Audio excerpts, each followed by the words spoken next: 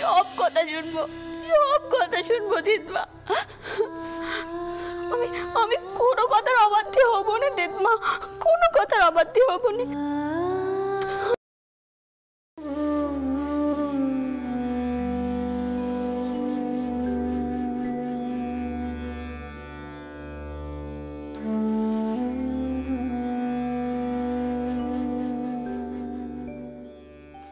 মা এখনো ঠাওর মশাই এলেন না?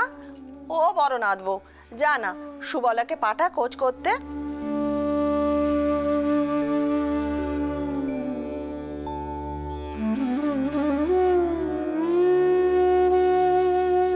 যা।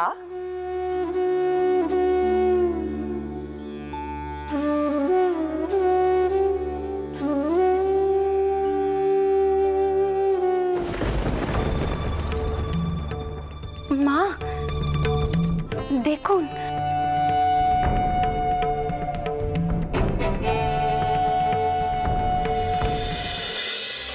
তুমি মহাশক্তি মহেশ্বরী বিজয় লক্ষ্মী যুগে যুগে আলোকরূপিণী পরমা প্রকৃতি বন্দিত। ও যোগী, বউ ছোটকে মানিয়ে গুছিয়ে নিয়ে এসেছে। আমি ঠিক জানতাম ও পারবে। বিজয় লক্ষ্মী যুগে যুগে আলোকরূপিণী। ও সাধারণ মেয়ে নয় রে, চন্দরের খুব ভাগ্যি ভালো যেরকম বউ পেয়েছে।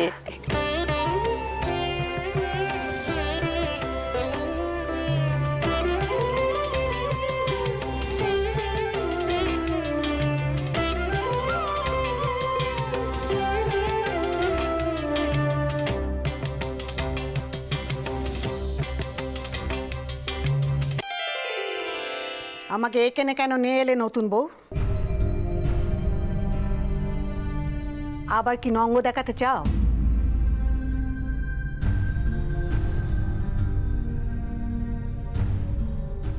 সকালে আপনি যে কাজ করতে বলেছিলেন তখন তো সে কথা শুনিনি, তাই এখন শুনবো। এখানে তো চন্দন নেই, তার পা ধোয়া জল খাবে কি করে শুনি? দেখো নতুন বউ, আমি তোমার ফুল ঠাম্মা নই। আমাকে নিয়ে তুমি যা খুশি তাই করতে পারবে। তোমার আসল মতলবটা কি সেটাই বলো দেখি। তুমি ছাড়া কেউ নেই গো আপন, ভ্রাতা ভগিনী দ্বারা পরিজন, কাতরে ডাকি সংকট কালে তুমি বিপদারণ, কাতরে ডাকি সংকট কালে তুমি বিপদারণ, তুমি বিপদারণ।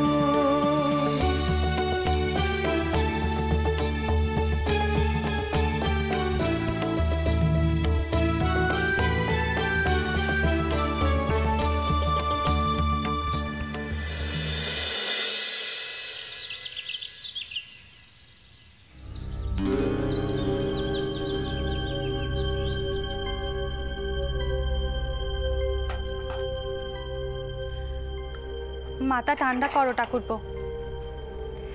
বউ দিদমাকে মানিয়ে গুছিয়ে মান্না বাড়ি থেকে এই বাড়িতে নিয়ে এসেছে।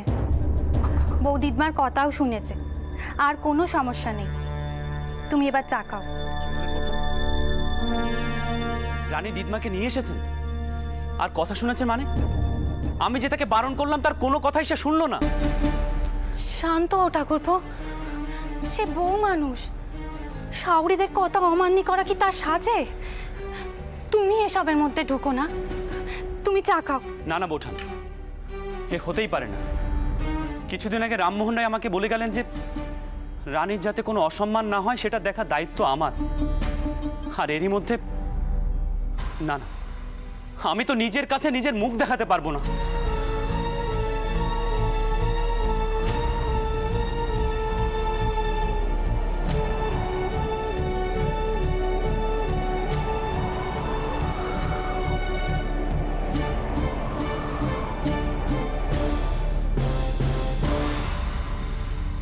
কিছু মনে করো না, এখন এ ঘরে ঢুকবো না এই ভেবেছিলুম, কিন্তু চন্দর যেভাবে পাগলের মতো ঠাউর ঘরের দিকে গেল, আমি আর না এসে পারলুম না। বলছি, পারলে না তো? হাত করতে পারলে না? আগেই বলেছিলুম। কিছু মনে করো না, আমি যাই, আমার আবার হাজার কাজ পড়ে রয়েছে। বলি, ও সুবালা, কোথায় গেলি রে? না না ছোট খুড়িমা, আমার ভুল বুঝছেন। আমি কেন ঠাকুরপোকে হাত করার জন্য এসব বলবো এসে? ঠাকুরপো তো আমায় কম চিন্তা করে না। হে জনার্দন, কেন এখন এমন বুকের ভেতরটা উতাল পাতাল করে? কেন? আমার শীতের সিঁদুরটা কি তোমার না কাটলেই চলছিল না ঠাকুর?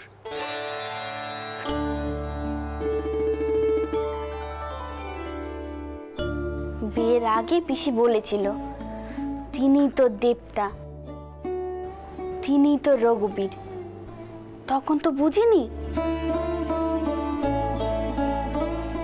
এখন থেকে আমি সেই কথাই মানব।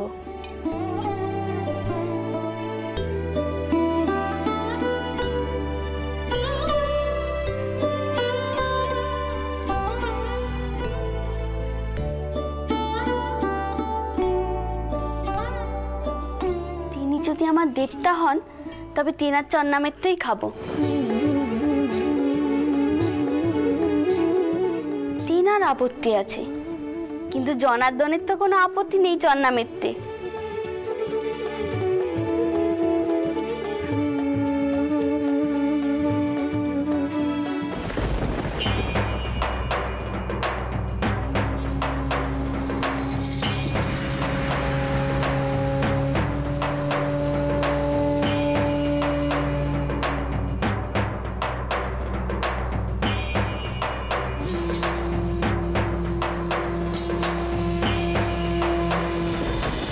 চন্দর, এ কি করছিস তুই? দিদমা, আমি জানি আপনি আমার উপর খুবই অসন্তুষ্ট হয়ে আছেন, কিন্তু না বলে পারছি না। আপনি দয়া করে রানীকে এসব কুসংস্কার শেখাবেন না। দিদমা, রানী বড় ছেলে মানুষ, বড় সরল আর সাদাসিধে। ও পবিত্র মনে ঠাকুরের পুজো করে, ঈশ্বরের চরণামৃত খায়, আজও আমাকে ভগবান ভাবছে। কিন্তু এই শিক্ষা আমি ওকে পেতে দেব না। এ নিহাত কুসংস্কার দিদমা। আর এই জন্যই রামমোহন রায় পৌত্তলিকতাকে সমর্থন করেন। খবরদার চন্দর,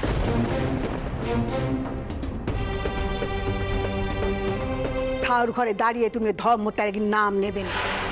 আর তুমি যা করছো তার ফল কি জানো?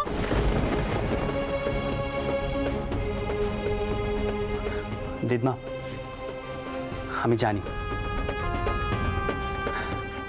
জানি বাবা মশাই আমাকে ত্যায্যও করতে পারেন,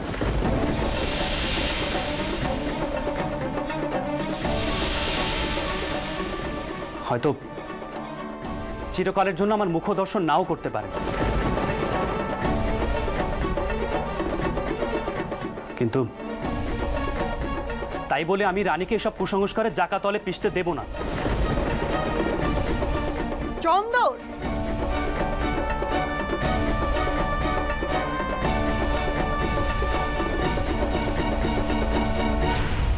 দিদমা, এই সংসারে বিধিনিষেধ শুধুমাত্র মেয়েদের জন্যই তৈরি হয়েছে। সারাদিন মেয়েরাই শুধু সেই সব নিয়মের জাতাকলে পেশে। সমাজের স্ত্রীলোক তাদের যোগ্য সম্মান পাক। রানী আমার স্ত্রী, আমি চাই সে তার যোগ্য সম্মান পাক। দিদমা, আপনাকে কোনোভাবেই অসম্মান করার ইচ্ছে আমার নেই। আশা করছি আপনি আমার কথা বুঝবেন। ও যে চন্নাম মিত্র। না রানী, এ শুধু মূর্তির পা ধোয়া জল। তুমি দেবতা ভেবে মূর্তির পা ধোওনি, তুমি ভেবেছ আমার পা ধোয়াচ্ছ। এ জল আমি তোমাকে কোনো দিনও খেতে দেব না।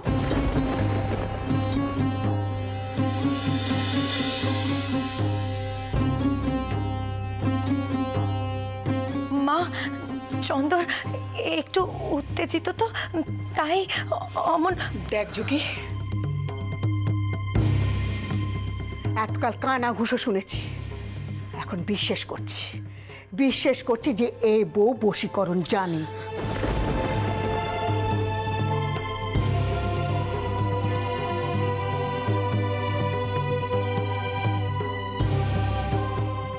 এই বউ আমার চন্দনকে বশ করেছে। কই, চন্দনের আগেও তো দুটো বউ ছিল, তখন তো আমি চন্দনের এরকম রূপ দেখিনি। না যোগী, এই বউকে ত্যাগ দিতে হবে।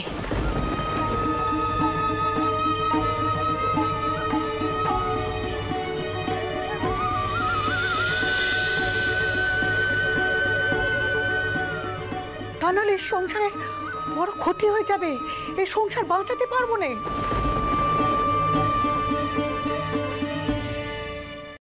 কি কইছো কি তুমি? ত্যাগ দিতে হবে? ঘরের লক্ষ্মী, ঘরের বউ, তাকে ত্যাগ দেব? আমি আর তোর সঙ্গে একটা কথাও কইতে চাইনি যোগী। বিক্রম কোথায়? বিক্রম! দাঁড়া ছোট, সবুর কর। বউ, তুই ঘরে যা, দেখ চন্দরের কিছু লাগবে কিনা। যা।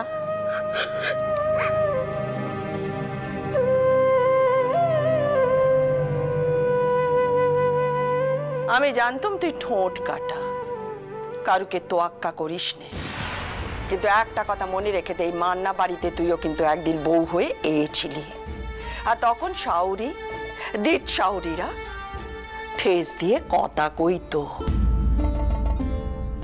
কেমন লাগতো তোর? অনেকদিন আমার কাছে এসে তুই কান্নাকাটি করেছিস, আর এখন আজ তুই কিনা ওই কচি বউটাকে ত্যাগ করার কথা উচ্চারণ করলি। বড় গিন্নি, আমরা তখন মোহিনী বিদ্যে বশীকরণ জানতুম নি, এই মেয়ে তা জানে, আর এই মেয়েকে কোনো কথাতেই তুমি কাবু করতে পারবে না, এটা আমি বুঝে গেছি। সকাল থেকে আমার মনটা বড্ড ভারী হয়েছিল, এখন হালকা হয়েছে। চন্দরের পরিবর্তন কেন তা আমি বুঝতে পেরেছি। একটা কথা কইতে বাধ্য হচ্ছি, তোর মনে বড় প্যাচ রে, নয়তো এই ফুলের মতো শিশুটাকে তুই বলছিস বশীকরণ জানে? এই তোর মন? আমার মনে যেটা হয়েছে আমি সেটাই কয়েছি। যাকে এ নিয়ে আমি তোমার সঙ্গে কথা কইতে চাইনি বড় গিন্নি। পিতরাম কোথায়? পিতরামের চোখ কান সব দিকে খোলা থাকে, আর ওর মাথায় অনেক কুটবুদ্ধি। পিতরাম! মা,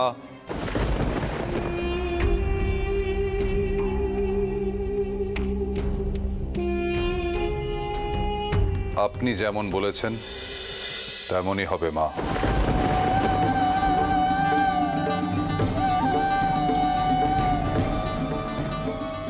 বৌমা আজই তার বাপের ঘরে যাবে। কি আপনি কি কইতেন কি? ঠিক বলছি মায়া,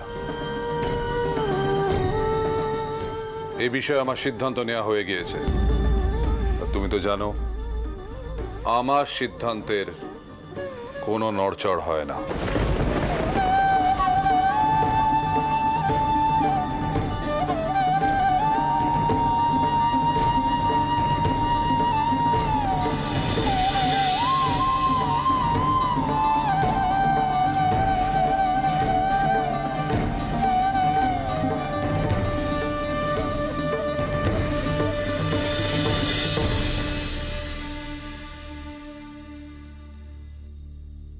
কি হয়েছে রানী? কাঁদছো কেন?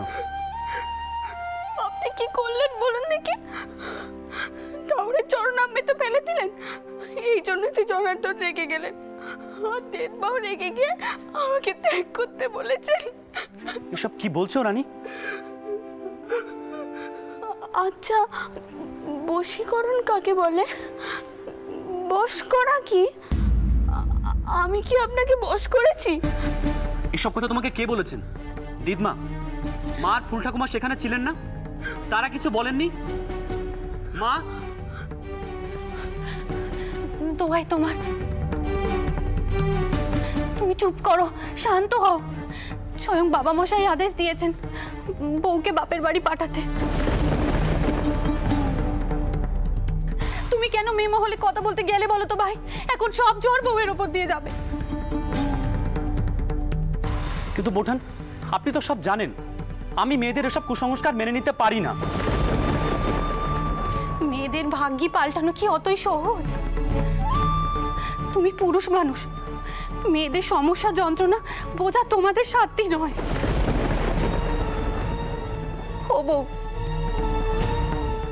বউ তৈরি হয়ে নে, বাবা মশাই বলেছেন তোকে হাটে বাপের বাড়ি যেতে। কি বলছেন বোঠান? বাবা মশাই নিজের মুখে কথা বলেছেন? না না, এ হতে পারে না। মা কোথায়?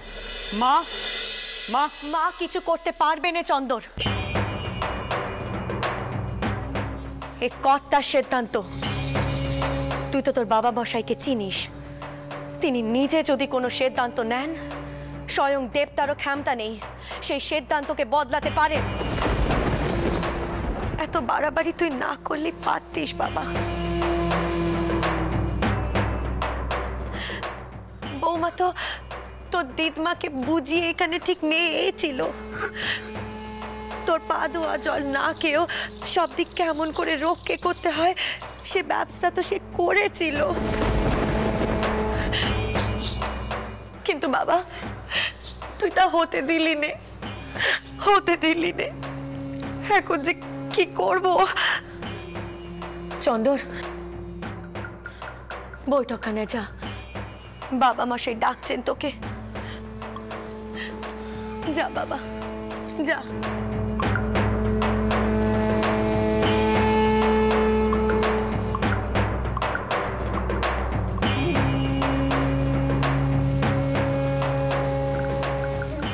মারে,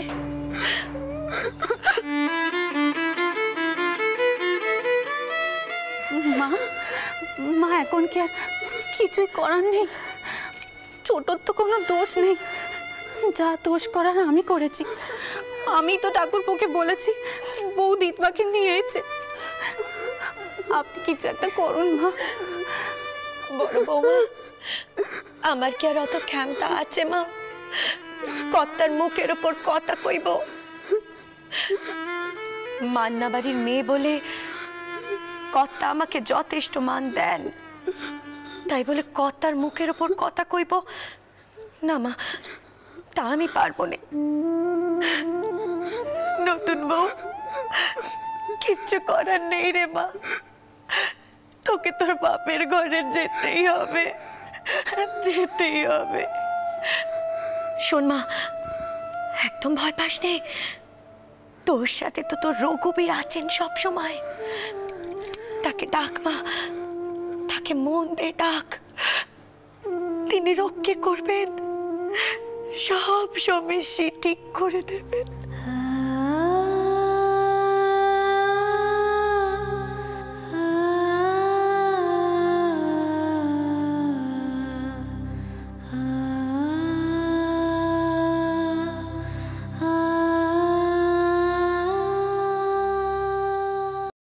চন্দ্র, আমি তোমাকে সকালে যে কথাগুলো বলেছিলাম সম্ভবত তুমি সেগুলো মন দিয়ে শোনোনি। আমি তোমাকে বোঝাবার চেষ্টা করেছিলাম যে তোমার দাদা মশাই দিদিমা তারা আমার কাছে কতটা সম্মানীয়, তুমি সেটা বোঝোনি। তাই সব দিক রক্ষা করতে আমাকে এই সিদ্ধান্ত নিতে হচ্ছে। কিন্তু এই নিয়ে কোনো কিন্তু নেই, আমি কোনো কথা শুনতে চাই না। বৌমা এখনই তার বাপের বাড়ির উদ্দেশ্যে রওনা হবেন। কর্তামশাই, পালকি তৈরি। বেশ, সঙ্গে যথেষ্ট সংখ্যক পাইক বরকন্দাজ দিয়ে দেবে, আর শঙ্কর সর্দারকে বলবে সে যেন নিজে পালকির সঙ্গে থাকে। জি আগে। বাবুমশাই, দোষ যদি আমার হয়ে থাকে তার শাস্তি অন্য কেউ কেন পাবে? যা শাস্তি হয় আমাকে দিন। তোমার কি মনে হয় এতে তুমি যথেষ্ট শাস্তি পাচ্ছ না? পিতরাম, এদিকে সব তৈরি তো, বারবেলা পড়ে যাচ্ছে, বউকে যাত্রা করাতে হবে। ঠাকুমা, তুমিও এর মধ্যে আছো? এ আমি ভাবতে পারছি না। তুই যা কাণ্ড ঘটিয়েছিস, এছাড়া আর কোনো পথ ছিল না। মান্না বাড়ির সঙ্গে সমস্ত সম্পর্ক ত্যাগ করবি বুঝি? ঠাকুমা, আমি কি কিছু অন্যায় বলেছি? তুই খুব ভালো করে জানিস তোর দিদমা, দাদামশাই, তাদের কত মান, তারা মান ছাড়া কিছু বোঝেই না। আর তুই, তোর কোনো কাণ্ডজ্ঞান আছে? কোথায় কি বলতে হয় সেসব এখনো শিখিস না। পিতরাম, আর দেরি করা চলবে না, আমি আবার ওপাশটা দেখে আসি।